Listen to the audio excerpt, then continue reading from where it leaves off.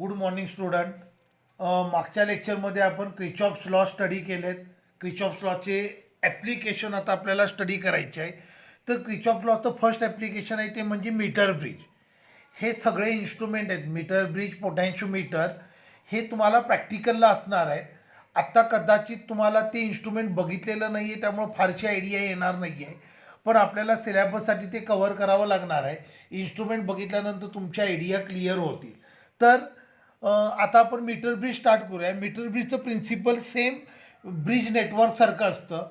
So metre bridge and instrument which works on the principle of bridge network, that is in standard in balance condition, ratio of standard resistance is ratio of variable to unknown resistance. Therefore unknown resistance is Q upon P into R. Okay, आपण आता पुढचं instrument study करतोय ते म्हणजे metre bridge.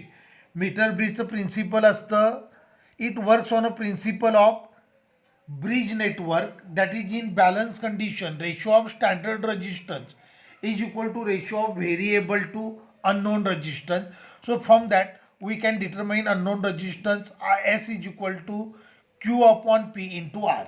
आता सगळ्यात important काय बघा, ह्याच्यामध्ये जी वायर यूज केलेली असते त्या वायरची लेंथ 1 मीटर असते, म्हणून आपण याला मीटर ब्रिज म्हणतो. ह्याच्यामध्ये कनेक्शन करायला जॉकी यूज करतात. जॉकी म्हणजे आपलं पेनसारखा एक मेटल पीस असतो जो वायरवरनं स्लाईड करायचा आहे. तर ह्याच्यामध्ये वायरवरनं जॉकी आपण स्लाईड करतो, म्हणून ह्या मेथडचं नाव आहे स्लाईड वायर ब्रिज. लक्षात आलं? ह्याच्यामध्ये जी वायर यूज केले त्या वायरची लेंथ 1 मीटर आहे, म्हणून ह्याचं नाव काय, मीटर ब्रिज. किंवा त्याच्यामध्ये कनेक्शनसाठी आपण जॉकी यूज करतो. जॉकी म्हणजे पेनसारखा एक मेटल पीस असतो, तो जॉकी वायरवरनं आपण स्लाईड करतो, म्हणून याला म्हणतात स्लाईड वायर ब्रिज. आता याचं कन्स्ट्रक्शन काय आहे बघा. It consist of a wooden board. It consist of a wooden board. At corners of wooden board thick L shape copper strips are connected. Thick L-shape copper strips are connected. Another strip is connected at middle, which create 2 gaps on meter bridge. Okay. In between 2 terminals A and B, 1 meter long manganese wire or Eureka wire is connected. EUREKA, Eureka or manganese.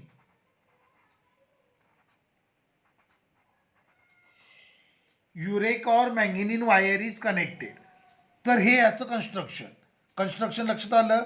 It consist of a wooden board on which thick L shape copper strips are connected at corners. Another strip is connected at middle, which provides 2 gaps on meter bridge. Okay. In between terminals of wire, in between n terminals, 1 meter long thin uniform manganese wire or Eureka wire is connected. आता मॅंगेनिन वायरच काय use करायची, तर manganin वायरसाठी temperature coefficient of resistance comparatively large असतो, comparatively small असतो, आणि resistivity of wire is comparatively large असते. म्हणजे ड्युरिंग एक्सपेरिमेंट जरी टेम्परेचर चेंज झालं टिल देन वायरचा रजिस्टन्स चेंज होत नाही. लक्षात आलं? आपण युरेका किंवा मॅंगेनिन वायर काय यूज करतोय, तर for manganin temperature coefficient of resistance is very small and resistivity is very large. आता टेम्परेचर कोएफिशियंट ऑफ रेजिस्टन्स काय रिप्रेझेंट करतो, temperature coefficient of resistance represent करतो increase in resistance when temperature increases by 1 degree Celsius. तर या वायरसाठी अल्फाची value अगदी small आहे. म्हणजे ड्युरिंग एक्सपेरिमेंट जरी तुम्ही स्लायडिंग जॉकीला स्लाईड केल्यामुळं फ्रिक्शनमुळं टेम्परेचर इन्क्रीज झालं टिल देन वायरचा रेजिस्टन्स ऑलमोस्ट सेम राहतो. ओके. आणि या वायरची रजिस्टिव्हिटी कंपॅरेटिव्हली लार्ज आहे. हा क्वेश्चन नीट आणि जेईसाठी विचारू शकतात. तर वायर कोणती आहे, मॅंगेनिन और युरेका. तीच वायर काय यूज केली, because temperature coefficient of resistance is small and resistivity is large. Okay, temperature coefficient of resistance represent करतो increase in resistance when temperature increases by 1 degree Celsius. आता मॅंगॅनिनसाठी अल्फाची व्हॅल्यू आहे 0.0027 पर degree Celsius. म्हणजे 1 डिग्रीनं temperature वाढलं तर एवढ्या अमाऊंटनं resistance increase होतो जो निग्लिजिबली small आहे. त्यामुळं अननोन रेजिस्टन्स जो तुम्ही डिटरमाइन करणार आहात त्यामधली एरर कंपॅरेटिव्हली स्मॉल असेल. क्लिअर झालं. मीटर ब्रिज म्हणजे काय लक्षात आलं. Metre bridge and instrument which works on principle of bridge network, that is under balancing condition ratio of standard resistance is equal to ratio of variable to unknown resistance. So from that unknown resistance is equal to Q upon P into R. Manganese meter bridge construction लक्षात आलं. It consists of a wooden board. At corner of wooden board thick L-shaped copper strips are attached. Another copper strip is attached at middle, okay, which provides two gap on meter bridge. A 1 meter long thin uniform manganese wire is attached between point A and B and it is provided with scale to measure balancing length. आपल्याला balancing length major करायची आहे. So त्यासाठी it will provide with a meter scale. So this is construction of meter bridge. Okay, मग आता by using metre bridge आपल्याला determine करायचं आहे unknown resistance. तर या मेथडला म्हणतात null deflection method.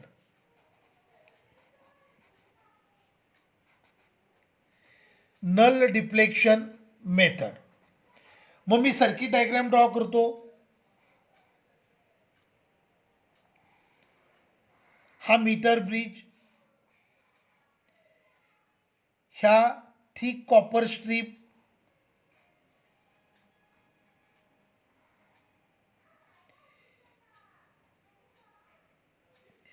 in between terminal A and B manganese wire is attached. Okay, आता known resistance is connected in left gap. Left gap मधला रेजिस्टन्स आहे तो नोन रेजिस्टन्स आहे. अननोन रेजिस्टन्स जो डिटरमाइन करायचा आहे it is connected in right gap. Middle point is connected to galvanometer which is further connected to jockey. मी jockey म्हणजे काय सांगितलं तुम्हाला, एक पेनसारखं मेटल पीस असणार आहे ज्याला वायरवर आपल्याला स्लाइड करायचं आहे. तर हे झालं connection of null deflection method. By using null deflection method, we are going to determine an unknown resistance. Okay, diagram लक्षात आला. In left gap connect known resistance, in right gap connect unknown resistance, in between terminals A and B connect series arrangement of battery, key, ammeter and rheostat. तर हे null deflection method त्याचं construction. लक्षात आलं. In left gap we are going to connect known resistance, in right gap we are going to connect an unknown resistance.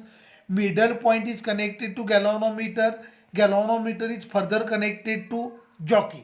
In between point A and B series arrangement of battery, key, ammeter and rheostat is connected. Okay, मग आपलं connection झालं. आता पहिला point आहे तो म्हणजे हे connection check करणं. Okay, so draw some resistance from resistance box R. Draw some resistance from resistance box R. Close की.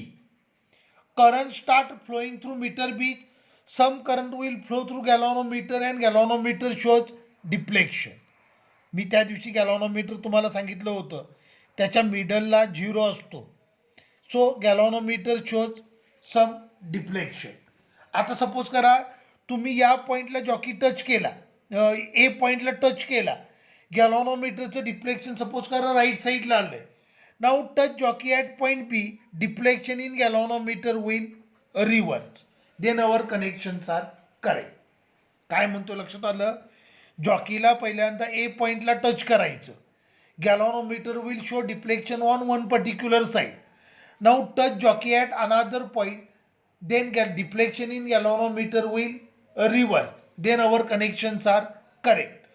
On touching jockey at two different point, if galvanometer shows same side deflection, म्हणजे A पॉईंटला touch केला त्यावेळेला deflection right साईडला आलं होतं, बी पॉईंटला touch केला त्याही वेळेला डिफ्लेक्शन राईट साईडलाच आलं, म्हणजे तुम्हाला जर सेम साईड डिफ्लेक्शन मिळत असेल तर हे होतं due to wrong connection, due to loose connection, आणि तिसरं small current flowing through circuit. लक्षात आलं? On touching jockey at two different point, if galvanometer shows deflection on same side, then it may be due to wrong connection, loose connection or small current flowing through circuit.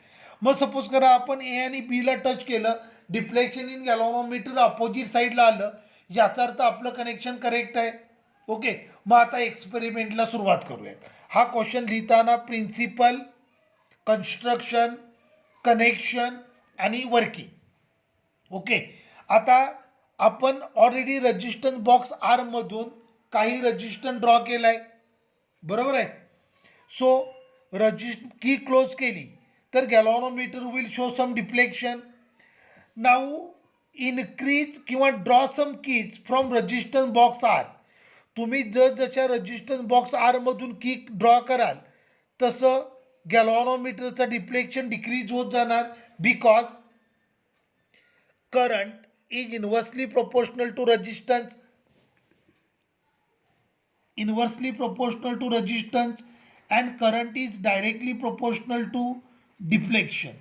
Okay, मी जसजशा resistance box R, known resistance box R यामधून key draw करायला सुरुवात केली तसं सर्किटचा resistance increase झाला. Obviously resistance गॅलॉनोमीटरचं डिफ्लेक्शन डिक्रीज झालं ॲट अ पर्टिक्युलर, किंवा असं म्हणूयात त्याहीपेक्षा सोपं, आपण जॉकीला डायग्रॅम बघा, आपण जॉकीला ए पॉईंटला टच केलं आणि त्याला वायरवरनं स्लाईड करायला सुरुवात केलं. आता तो जसं वायरवरनं स्लाईड होऊ लागलाय, length of wire covered by jockey will going on increasing, so resistance is directly proportional to length, बरोबर आहे. Current is inversely proportional to resistance and current is directly proportional to deflection. मग मी काय केलं बघा, जॉकीला ए पॉईंटला टच केलं आणि स्मूथली जॉकीला वायरवरनं स्लाईड करायला सुरुवात केलं. इथे जॉकीला फोर्सफुली स्लाईड करायचं नाही, अदरवाईज फ्रिक्शनमुळे हीट जनरेट होईल which increases temperature of manganin wire. तर जॉकीला स्मूथली वायरवरनं स्लाईड करायला सुरुवात केलं. जशी लेंथ इन्क्रीज होत चालले तसा सर्किटचा रेजिस्टन्स पण इन्क्रीज होत चालला आहे. Resistance is inversely proportional to current, so resistance increase झाला तर सर्किटमधून फ्लो होणारा करंट काय झाला, डिक्रीज झाला. As a result of this deflection in galvanometer will also decrease. At a particular length of wire galvanometer shows zero deflection, याला null deflection म्हणतात. Under this condition bridge is said to be in balance condition. मग balancing length ही झाली L, तर उरलेली length किती आली, 100 - L, बरोबर आहे. प्रोसिजर लक्षात आली. प्रोसिजर काय केलं बघा, आपण रजिस्टन्स बॉक्समधून रजिस्टन्स ड्रॉ केला, नंतर जॉकीला ए पॉईंटला टच केलं आणि स्मूथली वायरवरनं स्लाईड केलं. तुम्ही जसजशी जॉकीनं कव्हर केलेली वायरची लेंथ इन्क्रीज होते तसं सर्किटचा रेजिस्टन्स इन्क्रीज होऊ लागला आहे, because R is directly proportional to L.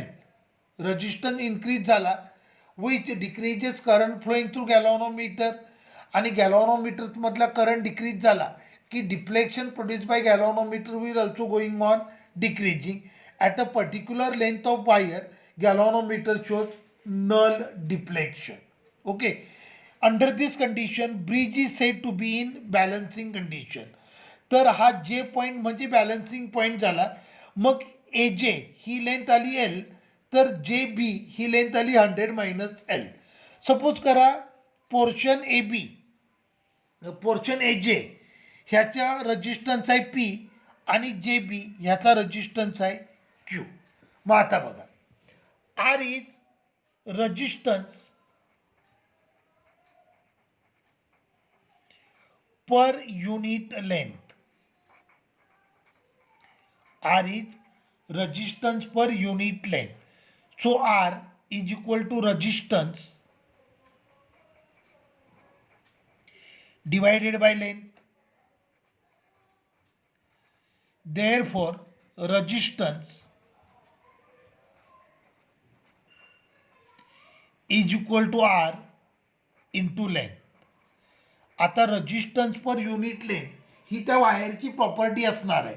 मग पूर्ण वायर आणि वायरचा छोटासा पीस दोघांसाठी रेजिस्टन्स पर युनिट लेंथ कसं असणार, सेम असणार. मग for portion A B, for portion A जे पोर्शन आहे त्याचा रेजिस्टन्स पी आहे आणि त्याची लेंथ किती आहे, एल आहे. मग ह्या फॉर्म्युल्यावरनं पी इज इक्वल टू आलं आर इंटू एल, बरोबर आहे. आणि पोर्शन जे बी याची लेंथ आहे 100 मायनस एल आणि याचा रेजिस्टन्स आहे क्यू. मग क्यू इज इक्वल टू हे आलं आर इंटू 100 मायनस एल, बरोबर आहे.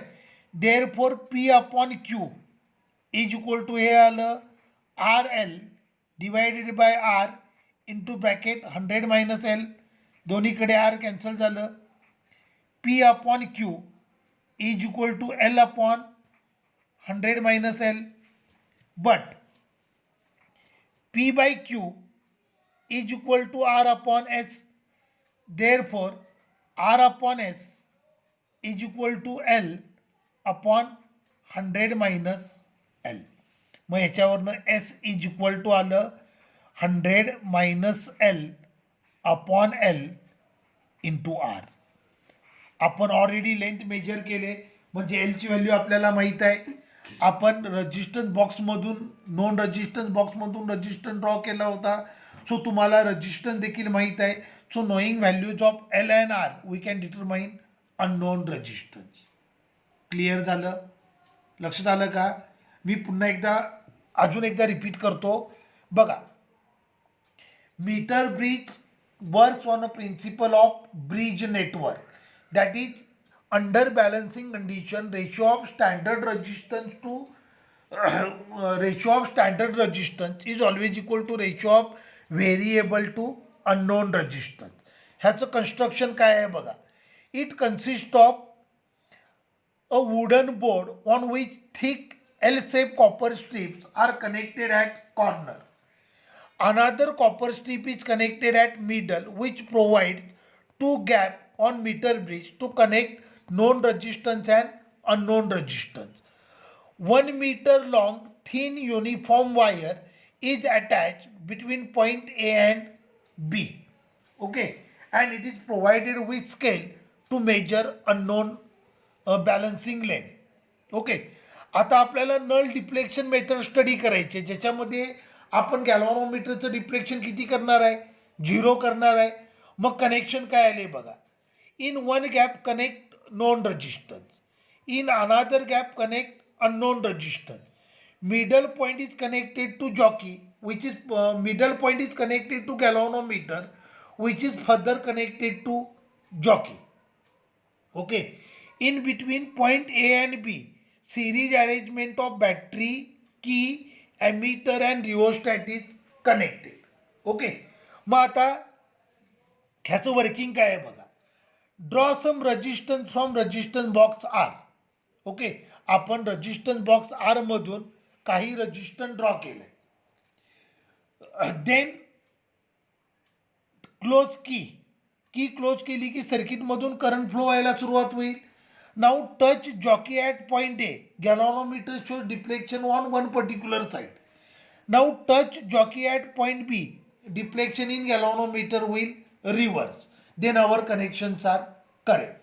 On touching jockey at two different points, if galvanometer shows same side deflection, it may be due to wrong connection, It may be due to loose connection or it may be due to small current flowing through circuit.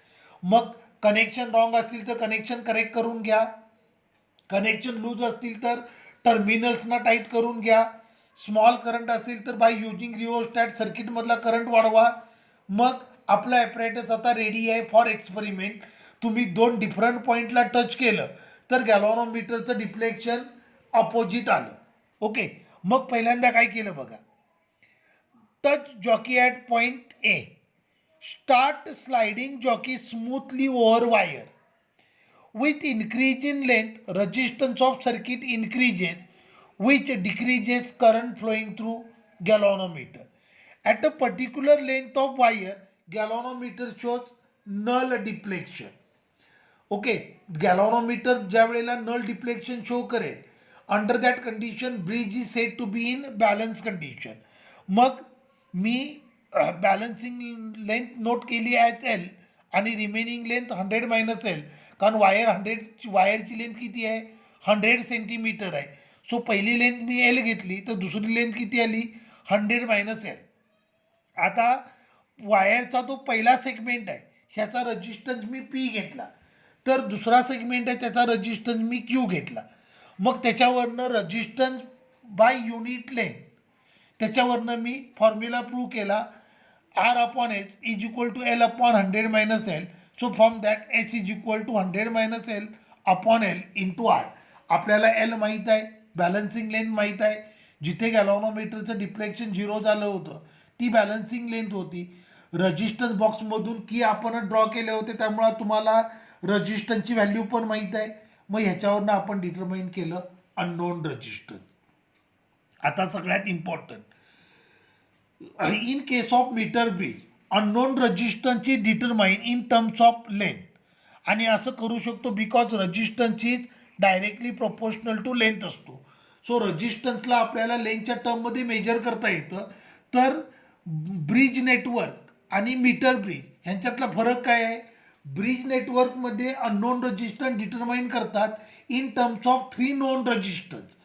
तर meter ब्रिजमध्ये unknown resistance determine करतात in terms of length. Okay, आता ह्यातला पहिला point म्हणजे ही wire कोणती use केले, हे material आहे मँगेनिन और युरेका. मँगेनिनच काय यूज केलं, because temperature coefficient of resistance is small and resistivity is large. आता ह्या कॉर्नरला ज्या थिक कॉपर स्ट्रीप यूज केल्यात ह्यांचा पर्पज असतो टू मिनिमाइज कॉन्टॅक्ट रजिस्टन्स. यावर जेई आणि नीटला क्वेश्चन आलेत. तर थिक कॉपर स्ट्रीप ह्यांचा पर्पज काय असतो, to determine and unknown to minimise contact resistance. Clear झालं. मीटर ब्रिज किंवा स्लाइड वायर ब्रिज, ह्याला मीटर ब्रिज का म्हटलं, कारण ह्याच्यामध्ये जी वायर यूज केले, मँगेनिन वायर यूज केले, तिची लेंथ 1 मीटर आहे. ह्याला स्लाइड वायर ब्रिज का म्हटलं, कारण जॉकी म्हणजे पेनसारखं एक मेटल रॉड असणार आहे, तो ह्या वायरवरनं स्लाईड केला. कारण जॉकी ज्या वेळेला तुम्ही वायरला टच कराल त्यावेळेला वायर आणि जॉकीमध्ये कॉन्टॅक्ट होणार, हा मेटल कॉन्टॅक्ट आहे, त्यामुळं करंट फ्लो होईल. सो जॉकीला आपण वायरवरनं स्मूथली स्लाईड करतो, म्हणून याचं नाव स्लाईड वायर ब्रिज. क्लिअर झालं. तर determination of unknown resistance by using slide wire bridge. आता या केसमध्ये ब्रिज बॅलन्स होतो ज्या वेळेला गॅल्व्हॅनोमीटरचं डिफ्लेक्शन 0 असतं, म्हणून या मेथडला काय म्हणतात, नल डिफ्लेक्शन मेथड. लक्षात आलं. ज्या वेळेला तुम्ही बॅलन्सिंग कंडिशन ऑब्टेन करता त्यावेळेला गॅल्व्हॅनोमीटरचं रीडिंग 0 असतं. ओके, गॅल्व्हॅनोमीटरचं रीडिंग 0 असतं म्हणून याला काय म्हणतात, स्लाईड वायर. ओके, तर यातला अजून एक इम्पॉर्टंट जेई नीटवाला point, meter bridge shows highest sensitivity when balancing point is obtain at middle of wire. म्हणजे बॅलन्सिंग पॉईंट जर 50 सेंटीमीटरला ऑब्टेन केला तर त्या केसमध्ये रेशो ऑफ रजिस्टन्स 1:1 येईल. बरोबर आहे ना. बॅलन्स पॉईंट जर वायरच्या मिडलला ऑब्टेन केला तर त्या केसमध्ये P/Q is equal to R upon S, हा रेशो 1:1 असेल. मग त्या केसमध्ये bridge will shows highest sensitivity. तर मीटर ब्रिजशी रिलेटेड CET वाले पॉईंट लक्षात आले. CET JEE नीटवाले पॉईंट. तर पहिलं म्हणजे वायरचं मटेरियल. हे वायरचं मटेरियल कोणतं आहे? Manganin or eureka. हेच का वापरायचं? कारण मॅंगेनिनसाठी temperature coefficient of resistance is comparatively small and resistivity is comparatively large. So during experiment, even though there is change in temperature, resistance of wire will not be changed by appreciable amount. Okay. Then bridge will shows highest sensitivity. Bridge will shows highest sensitivity when balancing point is obtained at middle of wire. त्या केसमध्ये P/Q is equal to R/S. हा ratio 1:1 असेल. Then thick copper strip ह्यांचा purpose काय असेल? To minimise contact resistance. Clear झालं? हे तुम्ही ज्या वेळेला कॉलेज चालू होईल आणि प्रॅक्टिकल कराल त्यावेळेला हे अजून क्लिअर होईल. मग आता मीटर ब्रिजचं आपल्याला सेकंड ॲप्लिकेशन स्टडी करायचं आहे, ते म्हणजे केल्विन्स मेथड.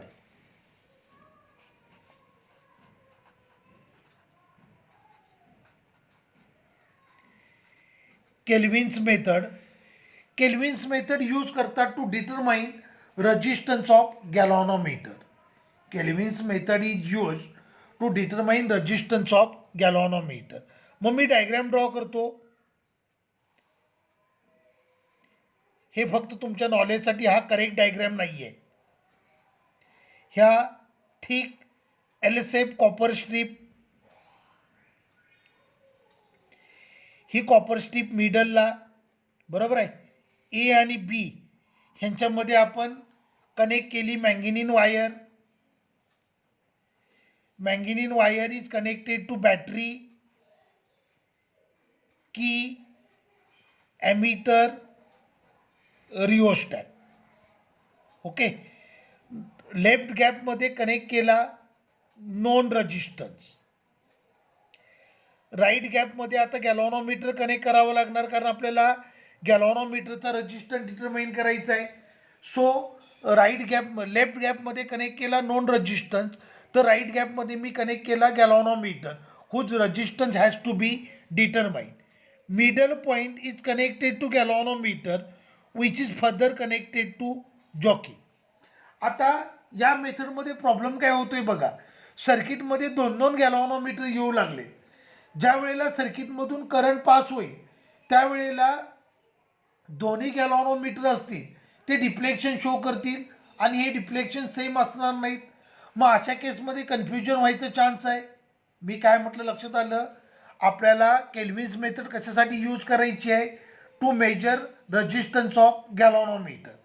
मग ज्या गॅलॉनोमीटरचा रेजिस्टन्स मला डिटरमाइन करायचं आहे त्याला मी राईट गॅपमध्ये कनेक्ट केलं along with known resistance. Middle point is connected to galvanometer which is further connected to jockey. आता सर्किटमध्ये असे 2 गॅलॉनोमीटर येत असतील आणि ज्या वेळेला तुम्ही करंट पास कराल त्यावेळेला 2 गॅलॉनोमीटरचं डिफ्लेक्शन अनइक्वल असणार आहे. ऑब्व्हियसली या केसमध्ये कन्फ्युजन क्रिएट व्हायचं चान्स आहे. मग केल्विननं एक सिम्पल मेथड सजेस्ट केली to determine resistance of galvanometer. मग या केसमध्ये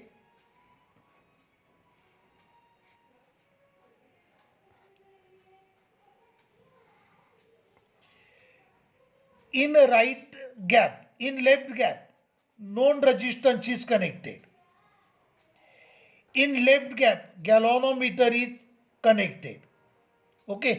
Middle point is directly connected to jockey which touch on manganese wire. लक्षात आलं? तिथे 2 गॅलॉनोमीटर जर यूज करत असाल, 2 गॅलॉनोमीटर जर यूज करत असाल, ज्या वेळेला करंट पास होईल त्यावेळेला दोन्ही गॅलॉनोमीटरचं डिफ्लेक्शन अनइक्वल असेल. मग त्या केसमध्ये कन्फ्युजन क्रिएट व्हायचा चान्स आहे किंवा मिस्टेक व्हायचा चान्स आहे रीडिंग घेताना. म्हणून केल्विननं एक सुटेबल मेथड प्रोव्हाइड केली ज्याच्यामध्ये गॅलॉनोमीटर आहे तो ज्याचा रेजिस्टन्स तुम्हाला डिटरमाइन करायचा आहे त्याला राईट गॅपमध्ये कनेक्ट केलं, अननोन रेजिस्टन्स कनेक्ट केला इन लेफ्ट गॅप, आणि मिडल पॉईंट आहे it is directly connected to jockey. And end points are connected to battery, key, rheostat. पाहिजे तर तुम्ही ॲमीटर पण जोडू शकताय. लक्षात आलं? मग इथे मी ॲमीटर पण घेतो. ॲमीटर. क्लिअर झालं. केल्विन्स मेथडचा सर्किट डायग्राम लक्षात आला. In right gap there is known resistance is connected. In left gap known resistance is connected. In right gap galvanometer is connected. Middle point is directly connected to jockey, and in between n terminals of wire ammeter, battery, key and rheostat their series arrangement is connected. आता checking of connection सेमच असणार आहे. पहिल्यांदा आपण काय केलं बघा, resistance box R मधून एक रजिस्टन्स ड्रॉ केला, की क्लोज केली, सर्किटमधून करंट पास झाला, काही करंट गॅल्व्हॅनोमीटरमधून पण पास झाला, अँड गॅल्व्हॅनोमीटर शोज डिफ्लेक्शन. बरोबर आहे. Now touch jockey at point A, galvanometer shows deflection on one particular side. Now touch jockey at point B, deflection in galvanometer will reverse. If on touching jockey at two opposite point, if galvanometer shows deflection on opposite side, then our connections are correct. On touching jockey at two different point, if galvanometer shows same side deflection, it may be due to loose connection, it may be due to wrong connection, or it may be due to small current flowing through circuit. Clear झालं.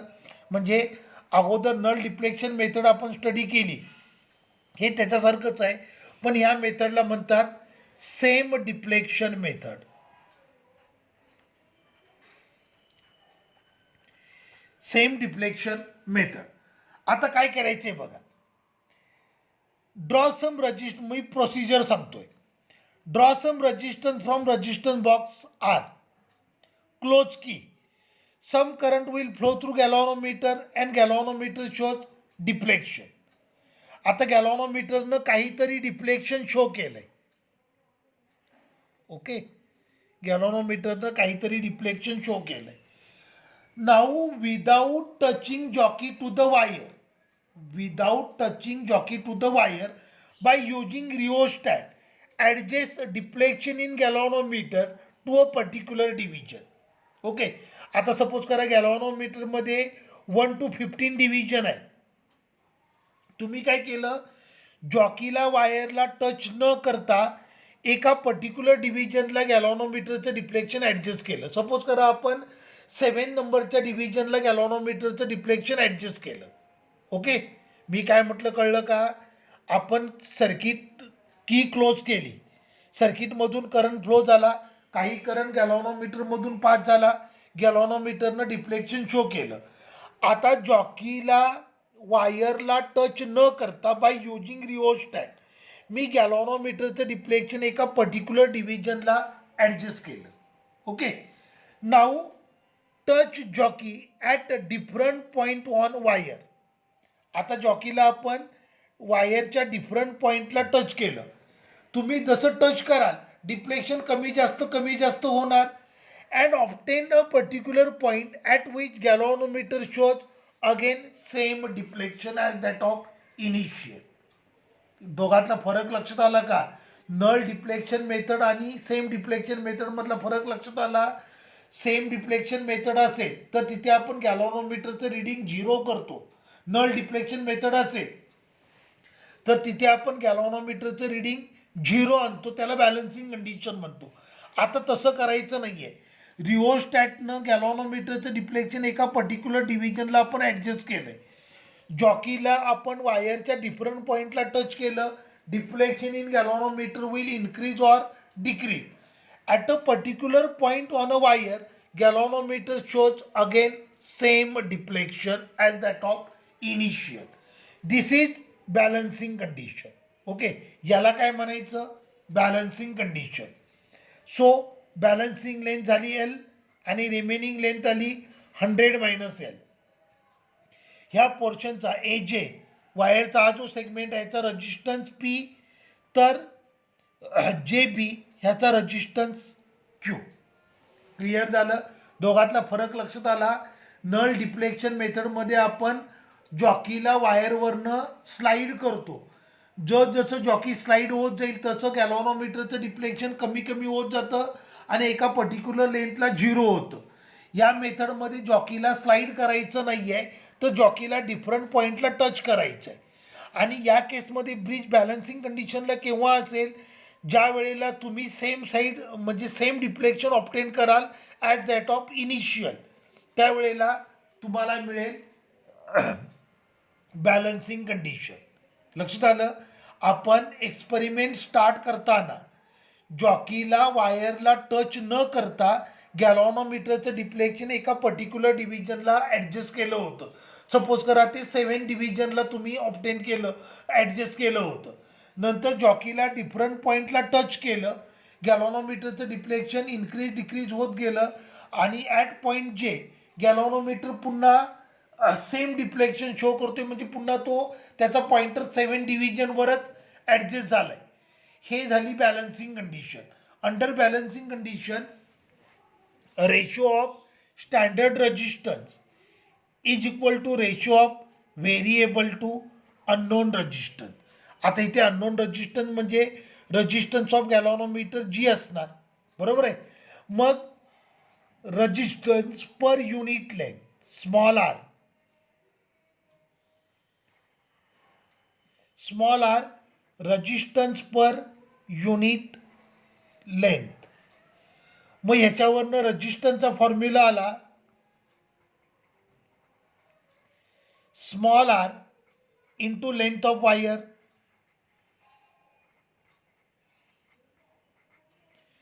So resistance P, diagram बघा, resistance P ची balancing length L आहे. मग P is equal to काय आलं, R upon L, आणि Q is equal to आलं R into bracket 100 minus L. मग P upon Q is equal to मला मिळालं एल अपॉन 100 मायनस एल. पण P by Q is equal to R upon G, therefore R upon G is equal to L upon 100 minus L. Therefore G is equal to 100 minus L upon L into R. हा झाला resistance of गॅलॉनोमीटर. Clear झालं.